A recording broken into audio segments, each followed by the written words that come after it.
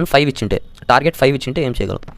So మనం worst case ఎప్పుడైనా large input దగ్గరికి వెళ్ళాలన్నమాట. సో అంటే ఎంత వర్స్ట్ కేసులో ఎంత వీలైతే అంత వర్స్ట్ కేసులో కాంప్లెక్సిటీ ఎంత ఉంటుంది అనేది క్యాలిక్యులేట్ చేయాలి.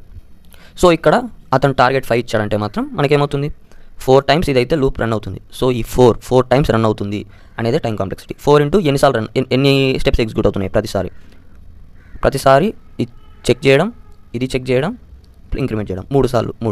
సో బిగ్ ఆఫ్ 12 ప్లస్ ఒక బ్రేకు ఇది 14 అవుతుంది. సో ఇప్పుడు ఏంటన్నా, ఇప్పుడు ప్రతిసారి మేము ఇక్కడ మామూలుగా మనకి ఒక ఫర్ లూప్ ఉంటే బిగ్ ఆఫ్ n అంటారు కదా, మరి మీరు బిగ్ ఆఫ్ 14 బిగ్ ఆఫ్ 9 అంటున్నారు ఏంటి ఇది అని మీరు నన్ను అడగచ్చు. క్లియర్గా చెప్తాను. సెకండ్ పాయింట్ వచ్చేసి అదే అనమాట, అవాయిడ్ కాన్స్టెంట్స్ అంటే ఇలా i=0 కానీ i<4 అని కానీ i++ అని కానీ లేదా కండిషన్ చెక్ చేసి ఇవన్నీ మనకి బిగ్ ఆఫ్ 1 అయితే ఈ ఆపరేషన్ కాంప్లెక్సిటీ ఎంత అంటే బిగ్ ఆఫ్ 1 యూనిట్ టైంలో అయిపోద్ది. సో అంటే మనం ఇలాంటి కాన్స్టెంట్స్ని అవాయిడ్ చేసేయాలి, ఎందుకంటే అవి చాలా నెగ్లిజిబుల్ అనమాట. సో లైక్ మనం 10 power 4 కానీ ఉందనుకోండి, హ్యూజ్ నెంబర్ అది, అప్పటికే అది 10,000 అనుకుందాం.